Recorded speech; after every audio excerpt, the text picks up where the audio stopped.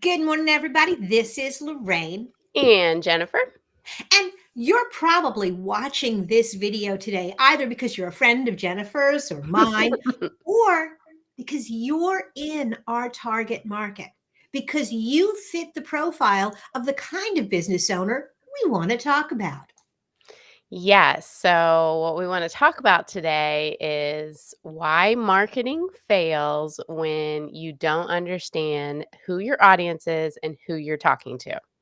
It's so funny because we come at this from such different perspectives. And Hmm. I always jump back to the old school. Bottom line, marketing 101 people, if you don't know who your customer is, how do you talk to them? How do you create content that is meaningful for them? And I'm going to argue you can't. No, no. I mean, I have someone that I'm working with lately, and then they check all the boxes of all the different types of marketing that they should be doing, and they're wondering why it's not working. And, I started reviewing some of the messaging, and I'm like, that doesn't talk to who you're trying to talk to. In fact, it's going to actually attract this other type that you don't want, and so that's why it's not working. You've Mhm. checked the box that you're doing it, but it doesn't have the right words that your particular audience would wanna see. And it doesn't have the right words. Sometimes you can even have the right words and the wrong visuals. And particularly now with video and even just with your branding. Yeah. You've picked a particular audience and you love your logo, but have you actually shown it to anybody who's going to buy from you? Or have you thought about the color choices that you have and the psychology behind the emotion that you want to evoke and Mhm. match that with the emotion that you're solving for someone who buys your products and services? Yeah, this all sounds like complicated and deep and psychology, but it matters on whether or not the marketing is actually going to work. Absolutely. And so, step back for a minute and really think about who your target customer is. And I got news for you. No matter what you're selling, it's not everybody. It's not. I can't tell you how many times I talk to someone and go like, so who's your target? Oh, small to medium businesses. Okay, so every company in America under 5 million or under 10 million in sales.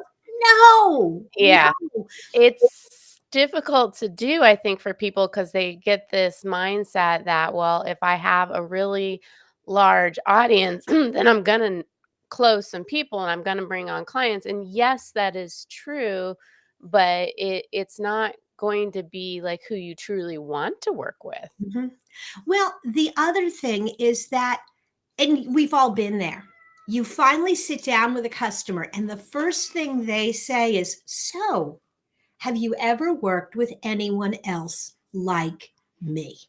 Mhm. And when you target your marketing and you identify who your customer is, and you start to create ads just for that customer, it doesn't mean other people won't call you. It means more of the people you want to work with will. So you start running ads for law firms. I don't even know why you'd want to work with law firms, but let's pretend you want to work with law firms. You're going to have a more polished tone. You're going to have a more intellectual twist on your marketing. That may make most plumbers uncomfortable. They may feel like, ooh, that's not my agency, but you don't care because you want to work with lawyers. And the Yeah. one HVAC company that does call you, they're looking for somebody who has that voice, that That style. mhm. Mhm. And so it will match up then even though it's in a different industry. I think people try to sometimes change who they are to match who they're talking with, Mhm. and that's a big mistake because then you're gonna be frustrated because, and so is the consumer in the marketing aspect because it's not who they really want. Well, so it almost feels like bait and switch. If Mhm. you put out this very professional, polished, business-like approach, and everything that you're doing is very buttoned up, and that lawyer walks into your office and you get me. Okay? Do you Disconnect. It doesn't work. And they're not going to be comfortable. And if I get them as a client, it's not going to fit for me. Whereas if you the word choices, the tone, the pictures that you put in the marketplace, you have a lighter, more irreverent tone, then the people that come into your office that's what they're going to expect. I think you can also kind of expand this out to the team that you have. Think about the person that's selling and what they sell, your products and services, and how they sell it. Mhm. And then they get a different expectation when they come to like onboarding or the actual implementation. And so, if those are not all the same, don't have the same culture, that can cause a lot of problems. And I don't want people, and I think that's a really valid point, that everybody needs to understand the culture. Hmm. It does not mean everyone in your organization needs to be a clone of you. No, Don't no, no, no. confuse those two. Um, I had a lot of introverts in my organization. This is clearly not an introvert. But when you got to know them, the thing that we shared, the introverts and the extroverts, there was a level of hospitality, there was a level of snarkiness, Yeah. that little bit of sarcasm. And so when I sold and people had this over the top, very high energy salesperson, I was going to be like, well, when you start working with the team, I would prepare customers. A lot of my team is a lot calmer than I am. However, they have that same commitment to you, to success. And so you have to make sure that there are common values, even if there's not common personality. Yep, yep. So just another challenging thing that there's surface level things that will get you going with marketing, but understanding what your core values are, understanding what your brand voice is, understanding who you're trying to target, those are thinking tasks that's going to take a lot of time. And so I would pay attention to the marketer that's going to challenge you on that and try to dig into that because that's what's going to make your marketing work. Absolutely. We did this exercise years ago when I was at Conseco, and Conseco did a lot of things wrong. Let's but from a marketing perspective, we did this exercise and we were like, okay, what kind of dog are we? Yeah. And it sounds silly, but we very clearly identified we weren't a French poodle. We Mhm. were a golden retriever or maybe Mhm. even a well-behaved mutt. Yep. Because we were dealing because that's who we wanted to be and that's how we wanted to be perceived. We Yeah. were Daisy, we weren't a Rose. Yeah.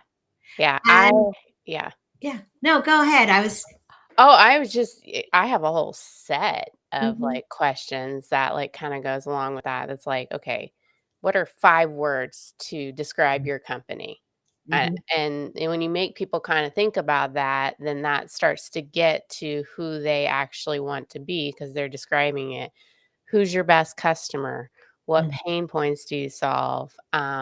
How do you make your clients feel after they use your product or mhm. service? Yeah, and I love all of those questions, and I think that particularly the one I really like is, "Who's your best customer?" We had this exercise, and I think it even came from one of the mastermind groups that we were both a part of. I would ask my team if we could only work with 3 customers, who would those 3 be? Mhm. And that really gets to what makes someone what these 3 very different businesses, what makes them good customers? And then how do we talk to them? And also, how did we get them? Yeah, yeah, where did it come from? Mhm, I love this topic so much because it gets into the psychology, and fun mhm. fact for everybody, I have a degree in psychology. So, I always wanna understand the why before I get to the what, but the what is easier for a lot of people. Well, you can everybody everybody can create a social media post. I mean, we've all been doing it now for, I don't know, a decade. Right. But creating a post that has an image that someone will stop and look at, Yeah, writing a blog post that something other than Google will care about and say, "Oh, yeah. he really knows." You That know that's different. And it's a lot easier with tools today with ChatGPT when you can just go in and ask, "What are the challenges that somebody has when they want to buy product X or B?" And it will start giving you ideas, and then you can clarify that, like, that it's a lot easier than what it used to be. It is if you choose to Do the work. do the work and to really think about, and it starts with this very basic. Yes, you can serve an entire universe of customers, but who is in the center of the circle? And if you Mhm. had more of them, would you be good? And if you are, then don't worry about the people that are like way the hell out here. It doesn't matter. It only matters, who are you working? Who do you really want to work with? And how do you talk to them? It's an abundance mindset. It totally is. We're going to pause here. If you're looking for more information about how you can work through the process of thinking about your ideal client, drop by the toolbox, download some of our tools, or set aside some time to talk to Jen or I. Alright, take care. Bye now.